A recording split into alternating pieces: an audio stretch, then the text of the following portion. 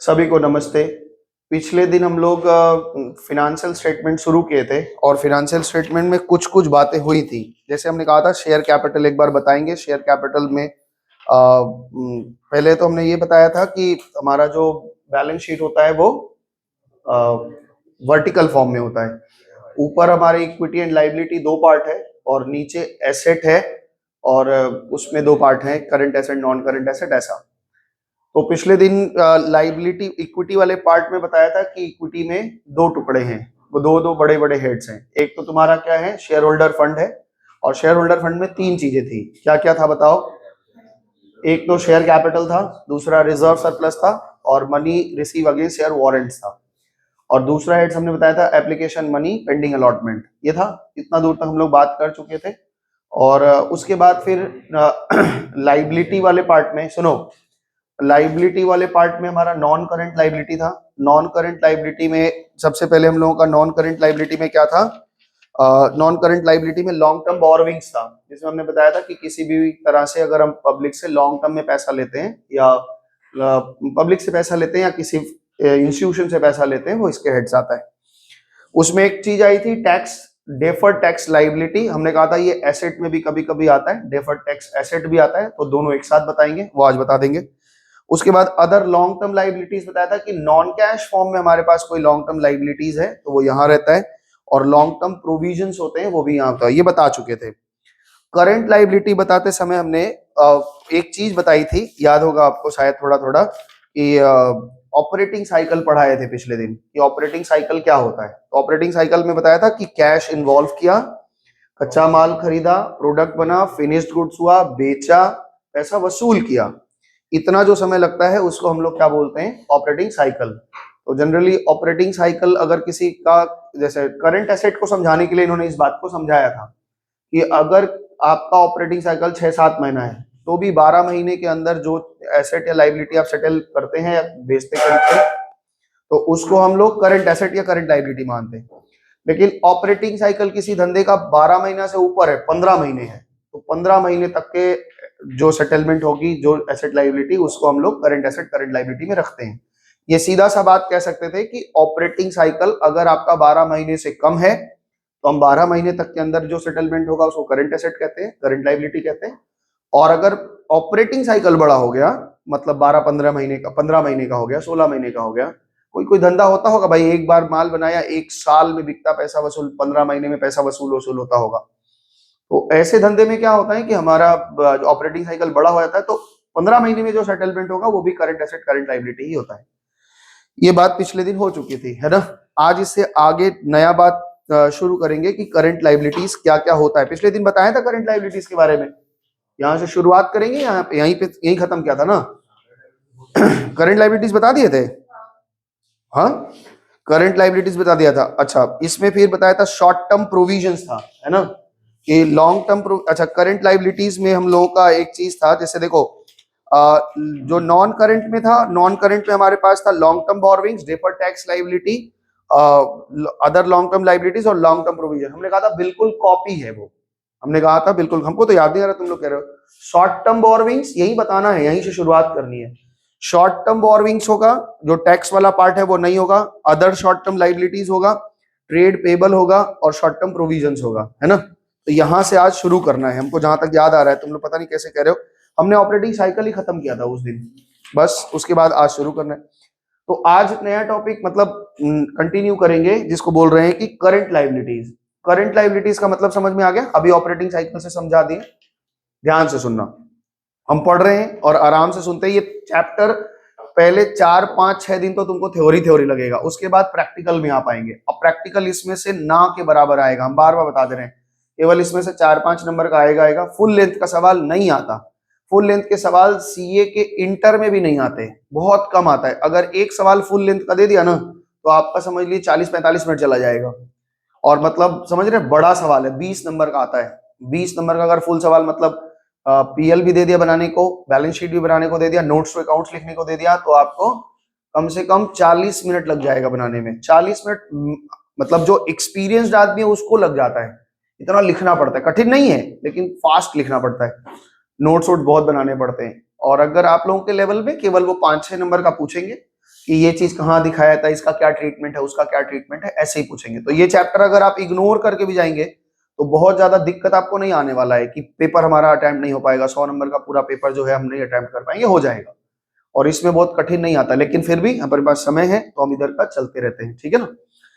Current liability schedule 3 में prescribe that current liability shall be classified as follows. क्या कह रहे हैं, 1 नंबर, कैसे कैसे इन्होंने करंट लाइबिलिटी को दिया है, ध्यान से समझो। पहली करंट लाइबिलिटी बोल रहे हैं short term borrowings. Short term borrowings का मतलब ये है कि हमने कैश पैसा लिया है। शॉर्ट टर्म बोरोविंग्स का मतलब होता है जैसे बैंक ओडी ले लिया, क्रेडिट कार्ड स्वैप कर लिया, कैश क्रेडिट ले लिया, ये सब चीजें जो होती हैं जिसको हम 12 महीने के अंदर सेटल कर लेते हैं। रेशियो चैप्टर पढ़ रहे थे रेशियो चैप्टर में जब आप करंट रेशियो निकाल रहे थे, करंट एसेट करंट लाइबिलिटी, तो करंट लाइबिलिटी में जो जो चीजें ले रहे थे वो सारी चीजें आप रेशियो पढ़ चुके हैं, तो आपको बैलेंस शीट का पूरा आइडिया है। तो यहाँ पे कर रहे हैं short term borrowings, borrowings which are due for payment within 12 months from the date of the loan are termed short term borrowings. जब आपने लोन लिया जिस दिन और उसको 12 महीने के अंदर में सेटल करने के इंटेंशन से आपने लोन लिया है, तो वो लोन आपका शॉर्ट टर्म कहलाएगा। जैसे क्या क्या हो सकता है, short term borrowing shall be classified as under loans repayable on demand. किसी से हमने लोन लिया, जैसे आदित्य से हमने पैसा मांग लिया कि आदित्य पैसा दो, बोला सर हम देने को तो तैयार है लेकिन हम डिमांड करेंगे तो आपको दे देना पड़ेगा, कोई टाइम पीरियड नहीं बांध रहे लेकिन मेरा ऑन डिमांड आपको रिटर्न कर देना पड़ेगा। हमने ठीक है। कभी कभी ऐसा लोन लेते हैं, जैसे मान लो रितेश के पास पैसा है तो हम बोले रितेश अब मेरे पास भी ठीक ठाक पैसा है, मान लो तो मेरे को शेयर खरीदना है, तो हमने रितेश से कहा कि रितेश हमारे पास फालतू पड़ा हुआ है 30,000 50,000 जो भी तुम्हारा अपना छात्रवृत्ति आई है, आपकी स्कॉलरशिप आई है, वो हमको दे दो। बोला सर हमको तो काम लग सकता है, हमको हो सकता है अभी हमको अपना कोई कोर्स करना है, जीएसटी सीखना है, उसके लिए पैसा जमा करना पड़े। कब लगा, बोले 12 के बाद। अब ठीक है तुम दे दो, जब डिमांड तुमको जरूरत पड़ेगी मांगना, हम तुरंत बस हमको 2-4 दिन का समय देना, हम तुमको लौटा देंगे। तो वो एक्चुअली में क्या होगा, इसको ये चीज इसमें क्या होता है कि जो लेंडर है उसको एक फायदा ये मिल जाता है कि मेरा पैसा घर में पड़ा रहेगा तो कुछ भी नहीं बढ़ेगा ठीक है ना। और ये अगर हमको दे देता है 2-3 महीने के लिए, तो 2-3 महीने में 3% 4% तो बढ़ ही जाएगा। हम मान लो 1% पर मंथ भी अगर दें, अगर, हालांकि बाजार का रेट तो इससे ज्यादा होता है, लेकिन ऑन डिमांड में क्या होता है हम लोग रेट कम कर देते हैं, ध्यान रखना इस बात को। बैंक में अगर आप एफडीज वगैरह लेते हैं तो आप वो क्या बोलते हैं कि अगर 1 साल का लेंगे तो ये परसेंट, जितना लंबा आप उनको देते हैं उतना वो रेट्स बढ़ा देते हैं। कारण क्या है हाँ हाँ मार्केट में हाँ, ये बात समझ में आ गई। ये तो कॉमन सेंस की बात है कि अगर आप मेरे को ज्यादा समय के लिए पैसा देंगे तो हम उस लोगों को आगे कहीं पे खर्च कर, मतलब इन्वेस्ट कर पाएंगे लंबे समय के लिए। तो लंबे समय के लिए हम ज्यादा कमाएंगे तो आपको थोड़ा ज्यादा भी दे सकते हैं, लेकिन आप कहें कि नहीं हमको 6 महीना भी रिटर्न चाहिए, तब तो आपका ब्याज रेट कम रहेगा हमेशा, ठीक है ना। तो इसलिए उसका फायदा ये होगा, लेंडर का फायदा ये होता है कि उसके पैसे को 2-3% मिल जाता है, और बड़ा अमाउंट है 2-3% तो अच्छा बात होगी, लाख रुपए है तो 2-3% 3,000 रुपये मिल जाएगा ना। तो ऐसे होता है, इसको शॉर्ट टर्म, इसको शॉर्ट टर्म कैटेगरीज में रखा गया है। तो सबसे पहले कहा ना loans repayable on demand, that is overdraft और cash credit from the banks. Bank भी ऐसे ही करता है। बैंक में एक बात याद रखना, क्रेडिट कार्ड की बात बहुत सारी बातें हुई हैं, एक बात याद रखिएगा, क्रेडिट कार्ड में आप जब स्वैप करते हो ना तो बैंक कभी भी नहीं कहता है कि आप मेरा पूरा पैसा चुका दीजिए। एक चीज आपको बता दें, वहां पे नहीं बताया था, यहाँ पे फिर बता दे रहे हैं। रेशियो में हम लोग क्विक रेशियो जब पढ़ रहे थे तो क्या लिखा था क्विक रेशियो में, या एसेट टेस्ट रेशियो में हम लोग क्या पढ़े थे, याद है, quick asset by current liability. तो बहुत बार ये प्रश्न बच्चे पूछते हैं कि सर आप एक तरफ करें क्विक एसेट्स तो एक तरफ नीचे भी तो क्विक लायबिलिटी लीजिए, आप पूरा करंट लायबिलिटी क्यों लेते हैं, करंट लायबिलिटी क्यों लेते हैं, क्योंकि क्विक लायबिलिटी नाम की भी चीज होती है कि ऑन डिमांड हमको जो पे करना होता है ना, मतलब आज के आज जो पे करना पड़ जाए। कुछ लायबिलिटी ऐसी होती है, करंट लायबिलिटी तो है लेकिन उसका डेट अभी ऐसा कोई है नहीं, तो बैंक ओडी को ये लोग ना करंट लायबिलिटी मानते हैं, क्विक लायबिलिटी नहीं मानते बैंक ओडी को। कारण क्या है, थोड़ा सा इधर हो जाना, देख नहीं पा रहे मोहित को तो उसमें करंट लायबिलिटी में क्या होता है ना कि हमें पे करनी ही है, और क्विक लायबिलिटी में क्या है कि हम इसको होल्ड कर सकते हैं, मतलब अभी डेट ऐसा रख सकते हैं टेम्पोररी। डब्ल्यूबी बोर्ड्स वाले में ये कॉन्सेप्ट थोड़ा देते हैं रेशियो में, लेकिन आप लोगों में नहीं है।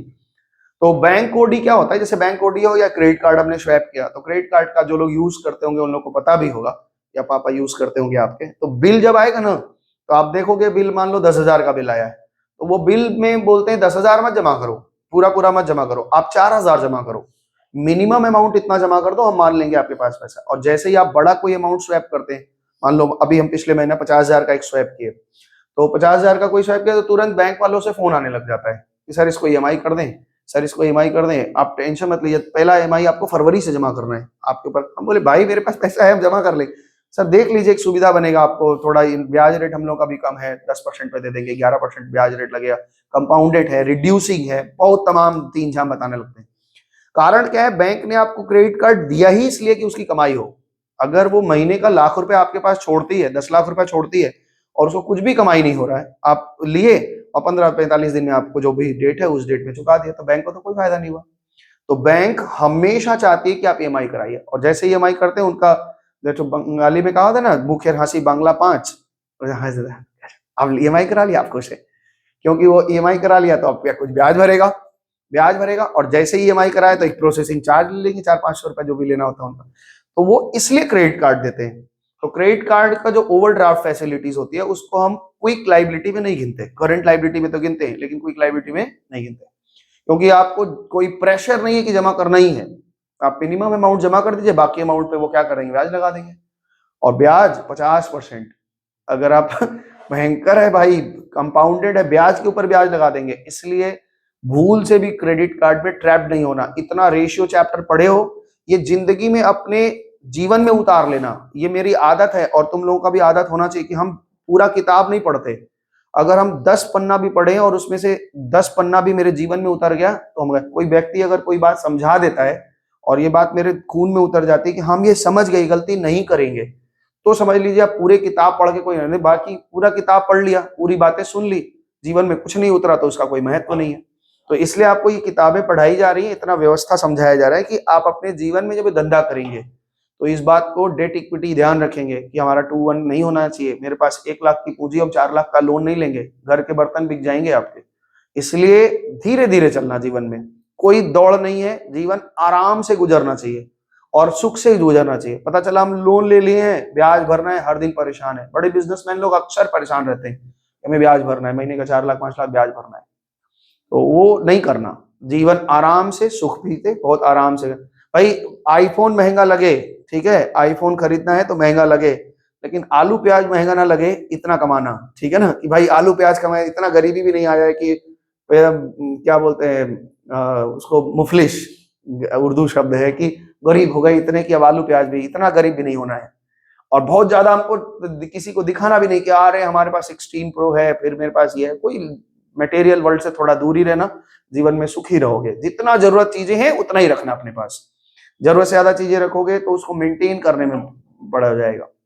सिकंदर जब यहाँ से लौट रहा था भारत से यात्रा पे, भाई यहाँ पे तो एक उसको फकीर मिला, तो वो ऐसे सो रहा था, तो बोला कि तुम इतना खुश कैसे रहते हो? सिकंदर से पूछा, तो बोला मेरे लिए कुछ कर बोलो, अगर आप कुछ कहें तो हम तुम्हारे लिए कुछ कह दें। तो बोले कि हम पहले थोड़ा ये था हम मेरे अंदर भी कि हम ये चीज बना लें, वो चीज बना लें। तो चाणक्य का कहानी में ही वो दिखाता है, बीच में सिकंदर लौटते समय फकीर से बात करता है, तो क्या नाम था, शायद डेरोजियो, ऐसे कुछ ऐसे नाम था। तो वो बोलता है कि मेरे पास संपत्ति नहीं है और इसीलिए हम सुख हैं। तो संपत्ति जितनी अधिक संपत्ति होगी उसको मेंटेन करने का चिंता रहेगा। आपके पास एक फ्लैट है, आप एक फ्लैट में चिंता है कि भाई ये घर साफ सुथरा रखना है। आपके पास 10 फ्लैट हो जाए ना, चिंता लगा रहेगा, वो फ्लैट गंदा हो रहा है, वो फ्लैट गंदा हो रहा है, वहां का लाइट खराब हो गया, वहां का लगा ही रहेगा। तो इसलिए संपत्ति जितना जितना कम, गोपाल दास नीरज एक कवि है, उन्होंने एक कविता लिखी है कि जितना कम सामान रहेगा सफर उतना आसान रहेगा। तो इसलिए जीवन में जितनी जरूरत की चीजें हैं उतना रखना, जो जरूरत की चीजें नहीं तुरंत हटा देना।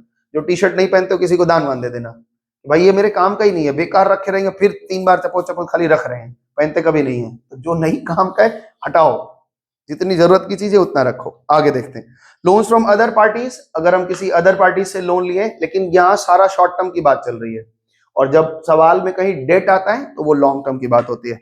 Deposits, other loans and advances, specified nature. अगर देखो याद रखना, पिछले दिन हम तुम लोगों को बताए भी थे कि अभी कंपनी के रूल्स बहुत कठिन कर दिए इन्होंने। अगर आप किसी से लोन लेते हैं तो आपको नोट्स में वो दिखाना पड़ेगा कि आपने किससे लोन लिया है, क्या लिया है। ऐसे नहीं बोल सकते कि भाई हमने लोन नहीं लिया। ये बहुत डिटेल में चैप्टर, अभी तो हम थोड़ा थोड़ा बता रहे हैं, ये जब इंटर में आप पढ़ेंगे तो जो टीचर पढ़ाएगा वो और डिटेल में पढ़ाएगा। और पढ़ना इसको उस समय भी बहुत ध्यान से पढ़ना, क्योंकि ये तुम्हारे नॉलेज को और पक्का करेगा कि कंपनी में हो क्या रहा है। तो अगर हमने किसी से लोन ले रखा है, चाहे लॉन्ग टर्म है चाहे शॉर्ट टर्म, हमको दिखाना पड़ेगा। अगर हमने बैंकों से लोन रखा है तो हमें दिखाना पड़ता है कि एक शेड्यूल बैंक होता है, एक अनशेड्यूल बैंक होते हैं। तो कौन किस बैंक से कितना लिया है, किस बैंक से कितना लिया है, ये पूरी बात हमको नोट्स अकाउंट में दिखानी पड़ती है।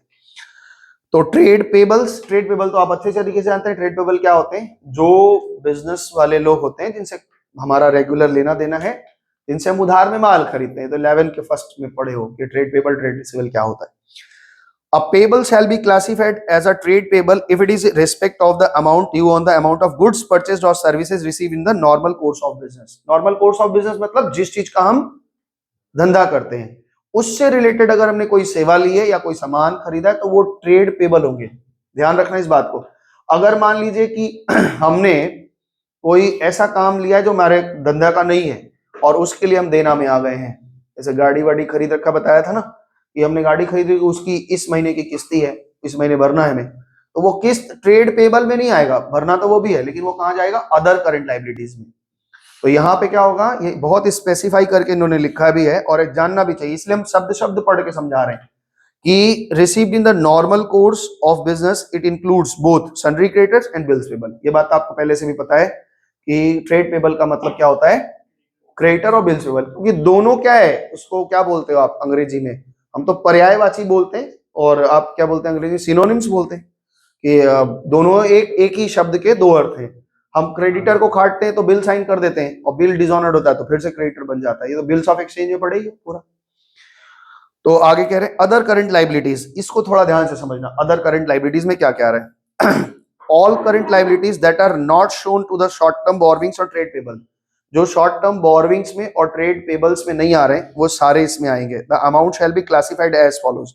Current maturities of long term debt, इस पे बहुत क्वेश्चन पूछते हैं, वो 1 नंबर का पूछते हैं कि current maturities of long term borrowings क्या है। बात समझ पा रहे हो कि नहीं मेरा, कि हम क्या कहना चाह रहे हैं? जैसे मान लो कि हमने एक लोन लिया हुआ है और इसकी किस्तें आती हैं 1 2 3 4 5, हर किस्तें भर रहे हैं, है ना? तो ये पूरा तो लॉन्ग टर्म लोन है, लेकिन इस साल जो ये वाला पार्ट हम भरने वाले हैं इसको अदर करंट लायबिलिटीज में रखेंगे, क्योंकि ये करंट मैच्योरिटीज बोलते हैं इसको। करंट मैच्योरिटी का मतलब हो गया कि इस साल ये मैच्योर हो जाएगा, तो इस 12 महीने के अंदर में जो भरना है उसको करंट मैच्योरिटीज बोलते हैं। ध्यान से सुनो। Amount due to be paid within 12 months of the date of balance sheet, balance sheet बन गया पिछले साल वाला, उसके बाद 1 साल के अंदर जो जो हमें पे करना है वो करंट लायबिलिटीज हो जाएगी इधर।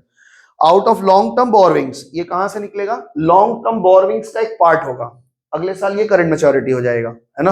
अभी केवल इतना पार्ट करंट मैच्योरिटी है और यहां से लेके यहां तक पूरा क्या है? लॉन्ग टर्म है। ध्यान रखना इस बात को। With in current maturities of the long term debts interest accrued but not due on borrowings. क्या मतलब हुआ इसका?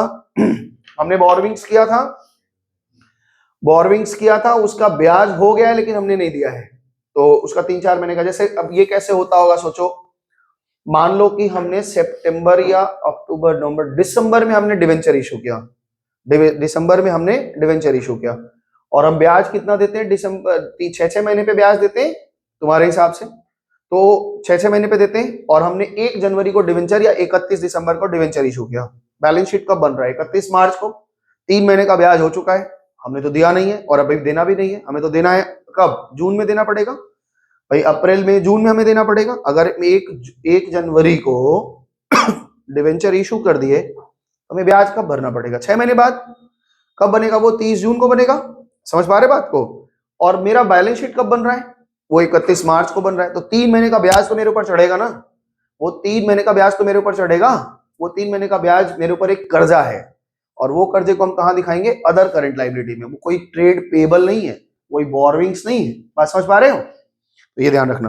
तो इंटरेस्ट अक्रूड ड्यू, क्या बोलता है? Interest accrued but not due on borrowings. Accrued हो गया है लेकिन अभी हमने दिया नहीं है। नीचे देखो, interest accrued and due on borrowings, वो एक ही बात है कि हो गया दिया नहीं है। और हमने, हो सकता है कि पूरा भी नहीं हुआ है और हो गया हमने नहीं दिया है, हुआ भी नहीं है पूरा पूरा, जैसे 3 महीने का ही हुआ है, 6 महीने का पूरा ही हुआ नहीं, तो 3 महीने का अक्रूड हो जाएगा। आगे कह रहे हैं फॉर एग्जाम्पल, ध्यान से सुनो, ये एग्जाम्पल से समझा रहे हैं, ध्यान से समझो। डिवेंचर में ये वाली बात आई थी, फिर समझा रहे हैं। For example, if a company page interest on it's debenture half yearly, कब कब देता है? 30 जून को और 31 दिसंबर को ब्याज देता है। And assuming that the company prepares account on 31 मार्च, और अपना फाइनल अकाउंट बनाता है 31 मार्च को, और and if the interest due on these debenture on 31 दिसंबर को क्या हो रहा है, इंडिया रिमेन्स अनपेड ऑन 31 मार्च, और वो हो गया है लेकिन अभी तक दिया नहीं है, तो इसको कहते हैं will called interest accrued and due, हो भी गया है और दिया भी नहीं है। अब आगे कहते हैं interest on the above debenture from 1 January to 31 March, ये हो, बात समझ पा रहे हैं मेरा कि नहीं, और 1 जनवरी से 31 मार्च का जो हुआ है वो ड्यू है, will be termed as interest accrued but not due, है ना, हो गया है लेकिन हमें देना भी नहीं है। एक तो होती है कि मेरे ऊपर, जैसे मान लो ऐसे समझो, फीस से तुम्हारे दिमाग में आता है कि ऐसे होता है कि ऐसे मान लो कि आप लोग पढ़ाई करते हैं, तो आपका जनवरी से लेके जून तक का फीस हो गया है लेकिन अभी तक आप दिए नहीं है, तो इसको बोलते हैं अक्रूड एंड ड्यू। अक्रूड हो भी गए और हमने दिया भी नहीं है। और एक होता है कि अभी आप जनवरी में 15 दिन पढ़े हैं, तो 15 दिन का तो एक्रू हो गया है लेकिन ड्यू नहीं हुआ है, अभी पूरा नहीं हुआ है, तो ऐसे कंडीशन को अक्रूड बट नॉट ड्यू बोलते हैं। ठीक है, अब यहां पे देखो ध्यान से, income received in advance, income अगर किसी से एडवांस में ले लिया, एक क्लास 11 में बात हुई थी कि क्या कभी डेटर हमारा नेगेटिव हो सकता है, तो आपने कहा था कि हाँ सर हो सकता है, अगर हम एडवांस किसी से ले लेते हैं। याद है हम लोग मिसिंग फिगर पढ़ा रहे थे, तो उसमें पढ़ाए थे सिंगल एंट्री के टाइम में कि नेगेटिव हमारा डेटर चला जाता है। नेगेटिव डेटर कब आता है, वो हमको एडवांस दे दे, है ना, पैसा हमको एडवांस में दे दिया कि सर इस बार माल बनेगा तो हमको दे दीजिएगा, या हम किसी को एडवांस दे दें।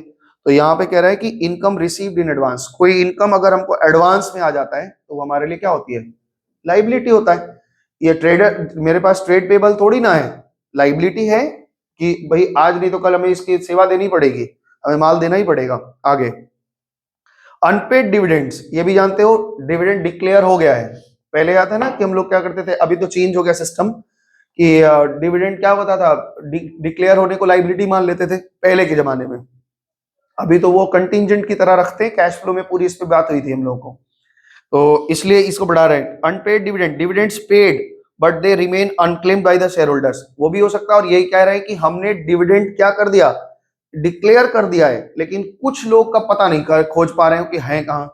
सिद्दीका टाइप के लोग कुछ होते हैं जो शेयर खरीद रखे हैं, अब तो नहीं होता है, शेयर खरीद रखे हैं, इनका डिविडेंड तैयार हो गया है, इनको फर्क ही नहीं पड़ रहा है कि कहाँ डिविडेंड है मेरा, मांगने ही नहीं आ रहे, क्लेम ही नहीं कर रहे हैं, तो पड़ा रहेगा कंपनी के पास। कभी कभी लोग मर जाते हैं, है ना, कि भाई लंबा लंबा शेयर खरीद रखा है किसी कंपनी का और वो मर गए, उनका डिविडेंड डिक्लेयर हो गया है, उनको मिलना चाहिए, तो मर ही गया, क्लेम कहाँ करेगा, थोड़ी ऊपर से करेगा। उसके बच्चा लोग को पता ही नहीं है कि मेरे पिताजी इतना शेयर खरीद के बक्सा बंद करके मर गए हैं, तो जब 3-4 साल 10 साल बाद खुलेगा बक्सा, अरे दादा ये तो बहुत पैसा कमा के गए हैं, तब वो लोग, हाँ कंपनी तो ट्रेस करने का कोशिश करेगा ना, भाई कंपनी आपको लेटर भेज देगा, ये करेगा वो करेगा, ये भाई कंपनी तो अपने तरफ से भरसक कोशिश करती है कि भाई आप ले लीजिए, है ना, लेकिन आप नहीं क्लेम कर पा रहे तो उसके लिए क्या हो जाएगा, लाइबिलिटी, वो आपके पैसे खर्च थोड़ी करेगा, रखा रहेगा, और बड़ा अमाउंट रहेगा तो बड़ा अमाउंट बन जाएगा ना।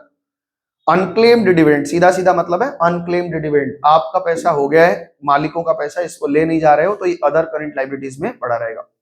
होता है ऐसा, होता ही होगा, बहुत लोग शेयर वेयर, है ना।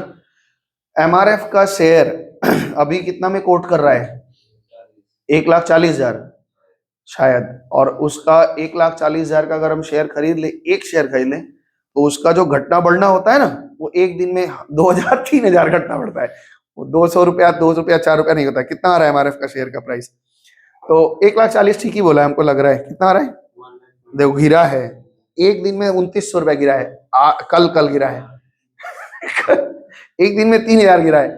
और हम एसबीआई का शेयर खरीदे, एसबीआई का शेयर खरीदे हम 793 रुपए में, कल बढ़ा, सुबह तो गया 810 रुपया, शाम को गिरते गिरते 792 आ गया, तो गिरा पड़ा है। वो जनवरी भर में मौका देगा, 850-60 जाएगा, बेच के निकल जाएंगे, तो भाई जो भी कमाई हो जाए, 50-60 जो भी कमाई हो जाए, निकल जाओ अपना। तो यहाँ पे डिविडेंड, अच्छा ये अब नहीं हो सकता, क्यों नहीं हो सकता बताओ, ये पहले के जमाने की बातें हैं, ये रूल्स हैं, इसलिए कंपनी एक्ट में पढ़ा दे रहे हैं कि ये अब नहीं हो सकता। क्यों नहीं हो सकता बताओ, हाँ डीमेट अकाउंट नहीं, डीमेट तो अभी भी हो गया कि भाई सबका, अब मटेरियल फॉर्म में तो होता ही नहीं है। शेयर पहले क्या होता था, कोई एक आदमी 1,000 शेयर खरीद ले तो उसको झोला भर लाके रख दो, रखो कहाँ रखोगे, अलमारी में रखो ऊपर, ऐसे होता था। अब तो डीमैट हो गया है, मतलब मटेरियल को डीमैटेरियल कर दिया, वो आपके अकाउंट में पड़ा रहता है और डीमैट में पड़ा हुआ है। लेकिन वो हम कह रहे हैं कि डिविडेंड ड्यू क्यों नहीं हो रहा है, डिविडेंड ड्यू इस नहीं हो रहा है कि अब सारा का सारा डिजिटल हो गया है, मतलब जिस दिन डिविडेंड डिक्लेयर होता है उसी दिन आपके अकाउंट में सीधा आ जाता है। अब या तो ऐसा हो जाए कि आप अपना फोन में केवाईसी नहीं करवाए हैं अपने अकाउंट का केवाईसी नहीं करवाए हैं, कंपनी आपको ट्रेस ही नहीं कर पा रही है, तब जाकर के दिक्कत होगा। नहीं तो फिर ये तो आपके अकाउंट में आ जाएगा। मरने के बाद भी बेटा लोग सबसे पहले क्या देखेगा, पिताजी का कहाँ कहाँ अकाउंट है, उसमें नॉमिनी हम है कि कौन है, वो उसको पहले देखता है। खैर जो भी है, unpaid dividend, dividends paid but they remain unclaimed by the shareholder. Company ने डिविडेंड पे कर दिया है लेकिन शेयर होल्डरों ने क्लेम नहीं किया, तो ये अदर करंट लाइबिलिटीज में जाएगा। Excess application money which is due for the refund and interest accrued thereon is shown in the other current liabilities। ये डबल स्टार है, इसको ध्यान से समझो क्या कह रहे हैं। याद है हम लोग एप्लीकेशन मनी पेंडिंग अलॉटमेंट बोले हमने बाजार में 1000 शेयर छोड़ा था, मेरे पास एप्लीकेशन 1200 आ गया, तो 1200 तो शेयर कभी दे ही नहीं पाएंगे, तो 200 जो एक्सेस एप्लीकेशन आ गया उसको हम रिफंड करेंगे। लेकिन कब रिफंड करेंगे, आज ही रिफंड नहीं कर देते।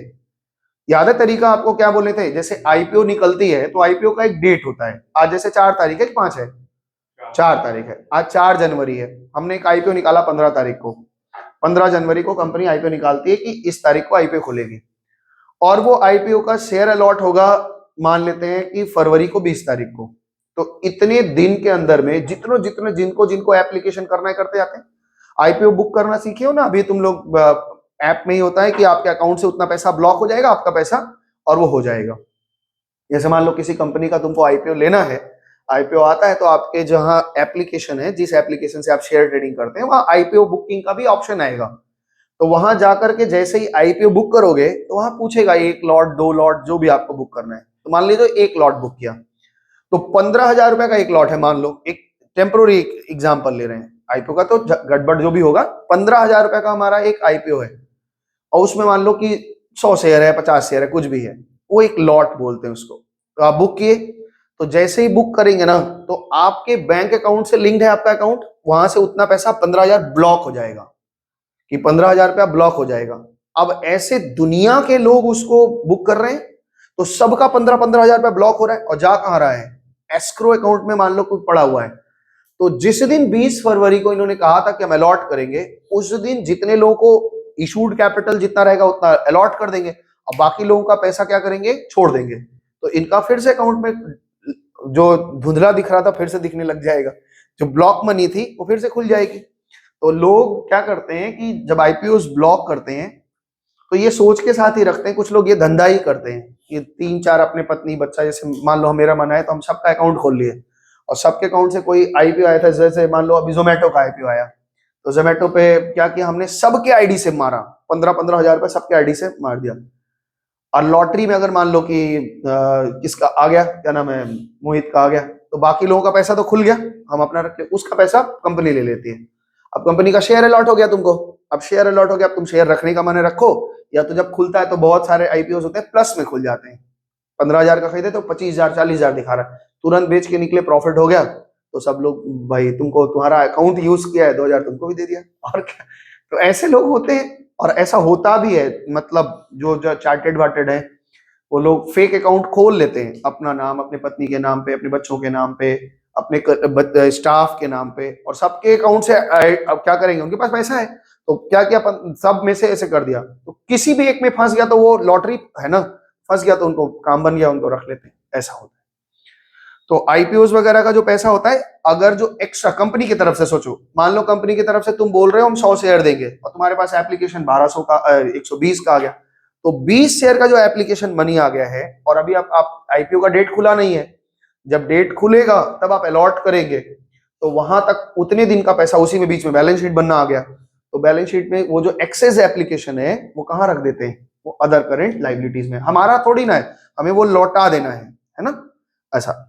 ये सब बस किताबी बातें हैं, ओरिजिनल लाइफ में ऐसा नहीं होता है, इससे बहुत अलग होता है, ये किताबी बातें हैं। चलो ठीक है, आगे कह रहे हैं unpaid mature deposit and interest accrued thereon. Unpaid mature deposit, कोई आदमी मेरे अकाउंट में, मेरे कंपनी में पैसा जमा रखता है, कंपनी में भी अकाउंट खुलते हैं, बताया था आपको कि कंपनी भी डिपॉजिट्स लेती है पब्लिक की, है ना। तो मुन्ना हमारे कंपनी में 5,000 रुपया महीना जमा करता है, ठीक है, एसआईपी वगैरह कुछ भी करता है, जमा करता है, और ये 3 साल के लिए किया था, और 3 साल तक इन्होंने जमा किया, 3 साल तक हमने किया, और 3 साल, ये बैंकिंग कंपनी में ज्यादा होता होगा कि हमने उसमें 3 साल का इनका पैसा जमा हो गया, 3 साल का इनका ब्याज भी हो गया, तो 3 साल में कितना जमा कर दिए तुम? 5,000 रुपया करके, तो 12, 25, 60, 36, 18, 1,80,000 जमा कर दिए। तुम्हारा ब्याज व्याज लगा के मान लो 2.5 लाख रुपया हो गया।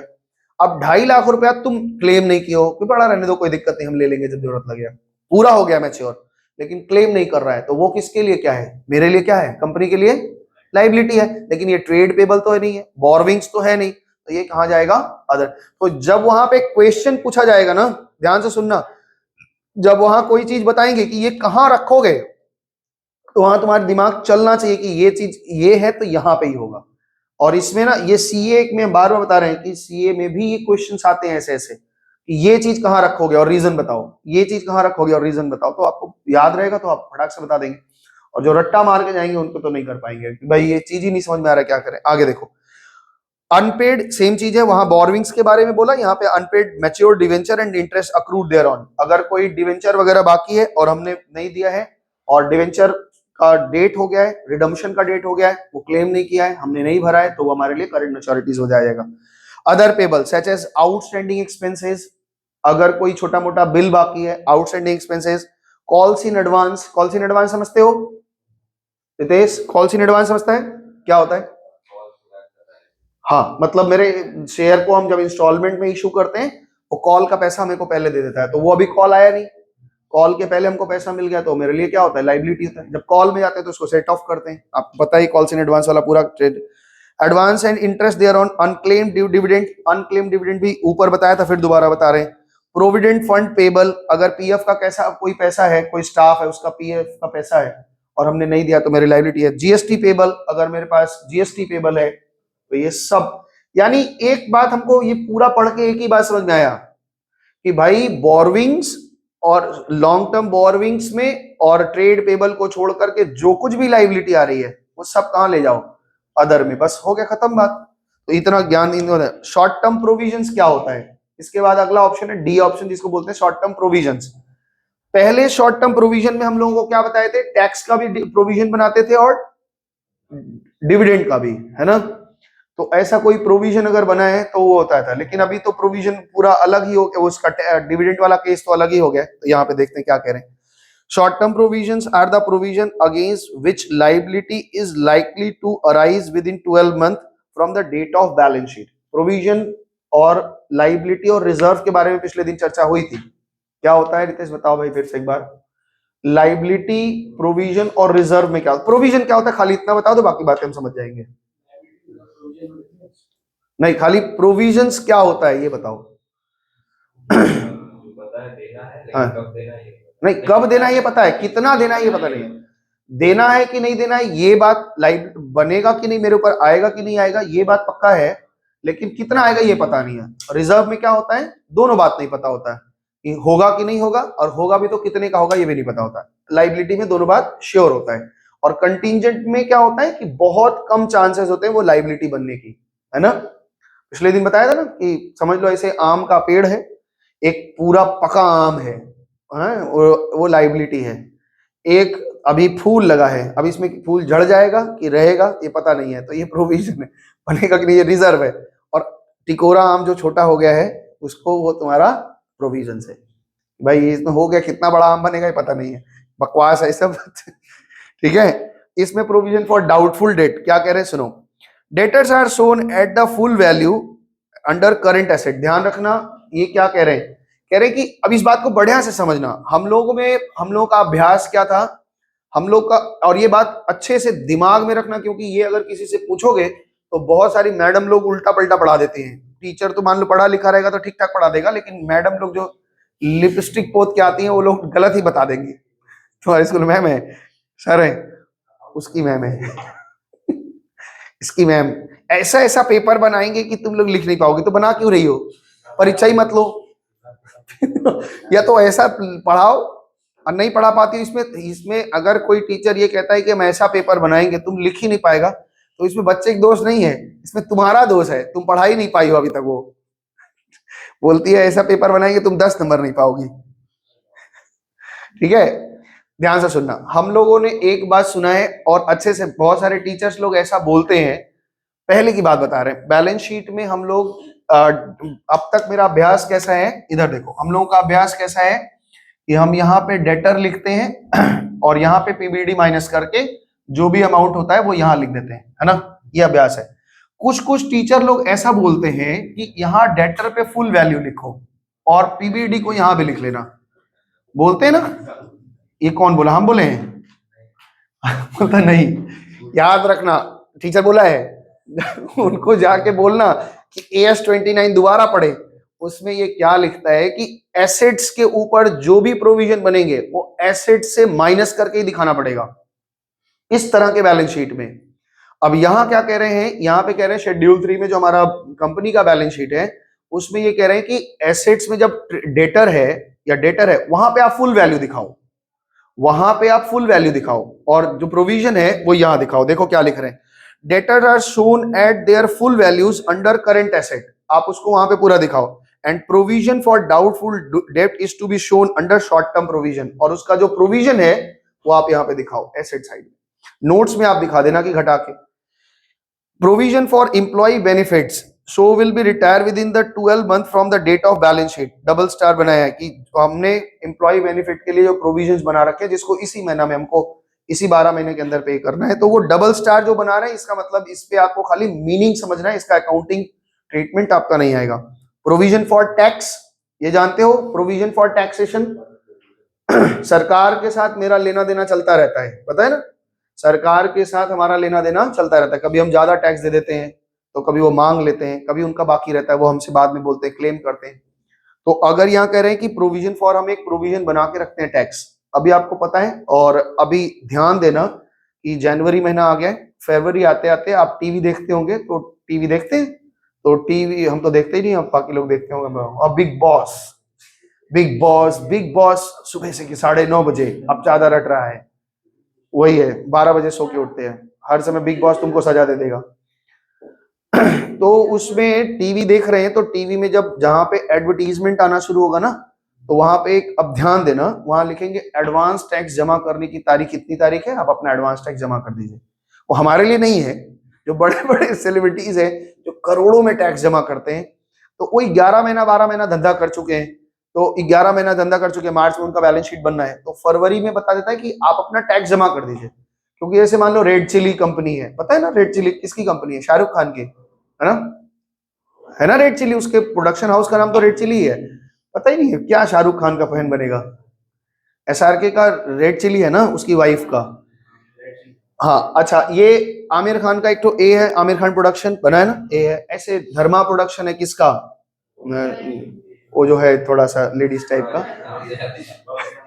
हाँ करण जौहर, हाँ तो घाटे में जा रहा है कंपनी वो, उसका शेयर वेयर खाया खत्म, तो वो आदमी घाटा वाला है। तो वो जो कंपनियां हैं उन लोगों को टैक्स जमा करने का कंपनी कहती है आप लोग एडवांस टैक्स जमा कर दीजिए, तो एडवांस टैक्स जमा कर देते हैं, तो वो अंदाज लगा के एडवांस टैक्स जमा कर देते हैं। अब उनका कंपनी जब बनेगा तो फिर उसके बाद में क्या होगा कि अप्रैल में वो अपना रिपोर्ट जमा करेंगे, फिर उनका टैक्स जमा होता है, वो तो एक भाई उनका तो टाइम लग जाएगा। और अभी एक बात बता देते हैं, ध्यान से समझना एडवांस टैक्स लेने का क्या मतलब है, सरकार को इतनी हड़बड़ी क्यों है कि भैया टैक्स जमा कर दो, टैक्स जमा कर दो, हाँ बता, बजट बनाने में सुविधा होगा। ये बात तो ठीक है, बजट बनाने में सुविधा, उनके पास पैसा आ जाएगा, उनको अंदाज लग जाएगा कितना पैसा आना जाना है। एडवांस टैक्स का एक और कारण है ध्यान से समझना, हम जो अकाउंट्स बनाते हैं तो उसमें जो इनकम निकालते हैं उसको हम लोग बोलते हैं अकाउंटिंग इनकम, ठीक है। और सरकार ना हमारे ऊपर विश्वास नहीं करती, भले वो हमारी सरकार है लेकिन हमारे ऊपर विश्वास नहीं करती। वो उनके जो बड़ी बड़ी कंपनी हमारा अकाउंट्स को नहीं देखती, मेरे अकाउंट्स में तो कुल बैलेंस शीट ही 4 लाख का होगा, क्या देखेगी, 5 लाख का छूट है, 4 लाख का बैलेंस शीट है, 5 लाख इनकम पे छूट है, मेरा टोटल एसेट ही 4 लाख का है, तो क्या देखेगी, कुछ नहीं देखती है, फर्जी है। तो इतने छोटे छोटे बैलेंस शीट को वो देखते ही नहीं है। जो बड़ी बड़ी कंपनियां हैं जिनको उनको टेंशन रहता है कि ये चुरा लेंगे फंसा लेंगे, उनके बैलेंस शीट को वो बहुत निगरानी से देखते हैं। और बार बार बता रहे हैं कि निगरानी से, इतना निगरानी से देखते हैं कि टैक्स जब आप पढ़ेंगे, एक सब्जेक्ट है ना टैक्स, आपको पता है ना DTIDT, direct tax indirect tax, आप पढ़ेंगे बड़े क्लास में, तो वहां ये जो अकाउंटिंग इनकम है इसको वो मानते ही नहीं है।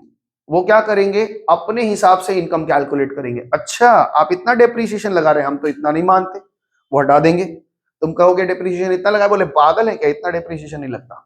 वो अपने तरीके से लगाएंगे, वो आप पढ़ेंगे पूरा बड़े क्लास में कि अकाउंटिंग इनकम जब हम बनाते हैं अकाउंट्स को तो उसको अकाउंटिंग इनकम बोलते हैं, और जब वो बनाते हैं तो उसको टैक्सेबल इनकम बोलते हैं। तो दोनों बहुत सारी चीजें घटती हैं बढ़ती हैं, अभी उस पर डिस्कस नहीं करेंगे, खाली आप ये समझ के रखें।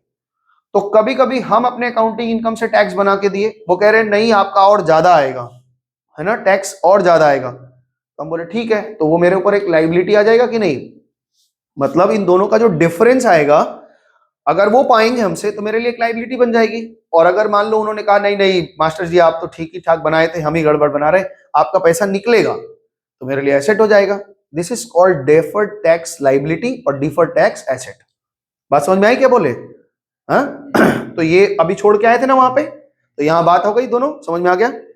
तो याद रखिएगा टैक्स का प्रोविजन भी हम लोग बनाते हैं, तो यहाँ पे प्रोविजन फॉर टैक्सेस हो गया, प्रोविजन फॉर एक्सपेंसेस अभी हमने किसी के लिए बनाया है, प्रोविजन फॉर डिविडेंड बनाया है। अच्छा डिविडेंड के लिए प्रोविजन बनता है, बताए थे, डिविडेंड के लिए प्रोविजन बनता है, एक वो बनता है प्रोविजन जिसका नाम है डिविडेंड इक्विलाइजेशन प्रोविजन, रिजर्व बनते हैं, एक रिजर्व बनता है जिसका नाम है वो रिजर्व एंड सरप्लस में रखा रहता है, हम यहाँ पे आगे ही तो बता दे रहे हैं। डिविडेंड इक्विलाइजेशन रिजर्व ये क्यों बनाते हैं, कंपनी क्यों बनाती है बताए थे, अगर याद है तो बताइए।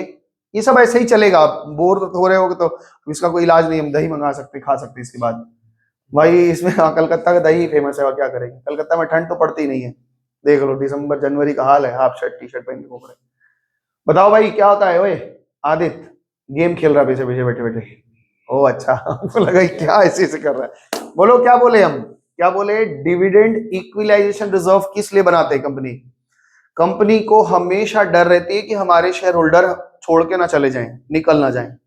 तो इस साल अगर कंपनी ने आपको डिविडेंड के तौर पे 10 20 50 रुपया बांट दिया, मान लो 50 बांट दिया है, अगले साल आपका क्या होप रहेगा कि 50 से ज्यादा दो, है ना।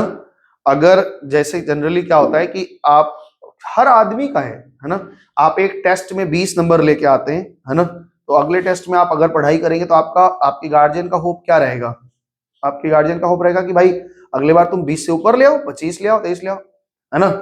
तो इसमें क्या करती कंपनी, डिविडेंड अगर एक साल बांटती है तो उसमें कुछ रिजर्व में पैसा रखे थे, अगले साल अगर 18 रुपया हुआ तो कहेगी ठीक है आप घबराइए मत, जितना पिछले साल दिए थे उतना तक तो हम दे ही देंगे आपको, तो 2 रुपया उसमें से मिला करके आपको बांट देती है, इसको बोलते हैं डिविडेंड इक्विलाइजेशन रिजर्व। अब तुम्हारे केस में ऐसा नहीं होगा कि तुम पिछले टेस्ट में से 2 नंबर जोड़ के पापा देखो बराबर कर दिए हैं, 22 लाए थे यहाँ 20 लाए बराबर हो गया, ऐसा नहीं होगा, ठीक है। तो फिलहाल ये आगे है provision on discount on debtors, ये समझते हो कि provision for discount on debtors ये भी हम प्रोविजन बना के रखते हैं, और यहाँ पे अदर प्रोविजन अगर कुछ बनते हैं तो देख लेना। अब यहाँ कुछ अटेंशन लिख रहे हैं, ध्यान से सुनते हैं, पढ़ते हैं क्या लिखे। देयर इज डिस्ट्रक्शन, अच्छा ये पहले एक बार हम फिर से पढ़ देना चाहते हैं ताकि आपको डेफर्ड टैक्स के बारे में बता दें, पढ़ रहे हैं ध्यान से सुनो। डिफर्ड टैक्स जहां पे आया था ऊपर आओ, एक लाल रंग के एक बॉक्स में होगा, और पेज पलटो, पेज टर्न करो, ये रहा, हाँ पढ़ रहे हैं ध्यान से सुनो, मिला, पीछे आ जाओ, और पीछे, और पीछे, ये रहा डेफर्ड, नहीं ये मिला डेफर्ड टैक्स, पढ़ रहे ध्यान से सुनो। Taxable income is different from the accounting income, ठीक है, taxable income is the income based on tax laws, वो टैक्स के लॉ के हिसाब से बनता है, whereas accounting income is determined as per the accounting practice followed by enterprises जैसा accounting policies लगाता है उस हिसाब से। accounting income is reported by the statement of PL of the enterprises, हम अपना PL बना के accounting income दिखा देते हैं। the current practice has been made in the provision for taxes on the taxable income, however tax can also be calculated from the accounting income से taxable income भी हम निकाल लेते हैं। The difference between tax on accounting income and taxable income is called the deferred tax, तो जो difference आएगा अगर ये ज्यादा आ जाता है तो क्या होता है, एसेट में लिखेंगे, अदर करंट एसेट में, हाँ एक बार रुकना कॉल आ गया था चलो, तो डेफर्ड टैक्स इनकम में क्या हो गया, a deferred tax liability comes into existence when accounting income is more than, deferred tax liability कब होगा, जब अकाउंटिंग इनकम हमारा income accounting is more than taxable income. For example मेरा अकाउंटिंग इनकम ज्यादा आ गया, टैक्सेबल इनकम कम आ गया, तो हमें और पढ़ना पड़ेगा, और वहां पे कैलकुलेटिंग है, बस एग्जांपल है और कुछ नहीं है, और नीचे कैसे दिखाना है वो भी बता दिए। तो आ जाओ फिर से वापस, तो अदर प्रोविजन में बता दिया, अटेंशन में क्या लिख रहे हैं यहाँ पे देखते हैं। There is a distinction between liability and a provision, वही बात जो हम बताए थे वही बात ये बताएंगे। There is the distinction, distinction मतलब अंतर है किसमें, between liability and provision. If an amount is payable in future, ध्यान से सुनना इस बात में, हम जो बताएं वही बात बता रहे हैं, हम क्या बताएं यहीं से पढ़ के बताएं और क्या हम अलग से थोड़ी बताएं। In future and figure is exact, अगर आपको पता है कि भविष्य में हमें कुछ पे करना है, अब बार बार बताएं कि इंटर में आपको एक चैप्टर मिलेगा फ्रेमवर्क बोलकर, वहां पे वो अकाउंटिंग फ्रेमवर्क, वहां पे फिर ये बढ़ाया जाएगा। It is liability. For instance, एक एग्जांपल के लिए, if a salary for the month of March totalling 50,000 outstanding on 31 मार्च, अगर 30 मार्च को मेरा पता है कि हमें 50,000 की सैलरी भरनी है, तो ये मेरे लिए क्या है, लाइबिलिटी है। Such amount outstanding salary is definite liability, इसको कहते हैं कि हमारा एकदम निश्चित लाइबिलिटी है। If the amount of liability is not certain, अगर ये सर्टेन नहीं है, if it will be provision such as provision for taxation, provision tax का हमें अमाउंट तो एकदम पता होता नहीं है, तो इसलिए हम प्रोविजन फॉर टैक्सेशन लिखते हैं। There is distinction between reserve and provision. ये अच्छा, ये जो इतना बड़ा लिखा है ना, ये आप ना किसी टीचर से पूछना, जो बबलू सर और अनिल सर इधर घूम रहे हैं बहुत सारे, उन लोगों से, सोनू सर, ऐसा टाइप का कोई सर्वर घूम रहे होंगे, वो लोग को कुछ नहीं आता है एक्चुअली में। उनको लगता है कि हमने जो सीख लिया है वो बहुत सीख लिया है, और उसी पे वो 10 साल से रगड़ जा रहा है, पढ़ना लिखना है नहीं। तो इन लोगों से पूछोगे बता ही नहीं पाएंगे, बोलेंगे तो हाँ होता है, नॉन लाइबिलिटीज अननोन लाइबिलिटीज पे बनता है, बस इतना बात होता है, समझ में आया? तो एक मिनट रुको, उसको देयर इज नहीं, रुको नहीं, there is a distinction between reserve and provision. कहता है रिजर्व और प्रोविजन में अंतर है। Reserve mean accumulated profit, reserve क्या होता है, हम अपने प्रॉफिट से, and it is created to strength the financial position, और ये रिजर्व अगर हमारे यूज में नहीं आता तो हमारा क्या करेगा, फाइनेंशियल पोजीशन को मजबूत करेगा। ये तो हम लोग याद है 11 में पढ़े थे कि अगर रोज कमा रहे हो 2,000 और रोज खाए जा रहे हो तो कुछ आपका बढ़ेगा नहीं, और अगर उसमें से थोड़ा थोड़ा भी निकालोगे तो बढ़ेगा। Position of the company and meet unforeseen unknown liabilities and losses, और ये रिजर्व हम क्यों बनाते हैं कि अनफोर्सीन लाइबिलिटी है, अननोन लाइबिलिटी है, कुछ भी जनरल रिजर्व बनाया है, पैर टूट गया अंशिका का भी, तो क्या बनवाएंगे पिताजी, वो जनरल रिजर्व जो रखे होंगे उसी में से बनवा देंगे। अब अगर हम जान के बनाए कि इनका हर बार पैर टूटता है, तो हर साल बजट में से पिताजी बना लेते, पैर टूटने के लिए 30,000 रुपया रख दो, तो ये तब प्रोविजन बन जाएगा। Provision is amount provide for any known liability, ठीक है, और which amounts as yet is uncertain. Provision is made to meet the specific liability for which amount cannot be determined. The substantial accuracy, एकदम accuracy के साथ हम नहीं बता सकते। Provision is also made for known losses, known losses के लिए बनाते हैं, जैसे provision for depreciation, लेकिन amount हमारे पास पक्का नहीं होता। तो आज यहां तक रखते हैं, अगले दिन से assets के बारे में शुरू करेंगे। लाइबिलिटी पार्ट आपका पूरा पूरा खत्म हो गया है। तब तक के लिए सबको नमस्ते, धन्यवाद, टाटा, बाय बाय।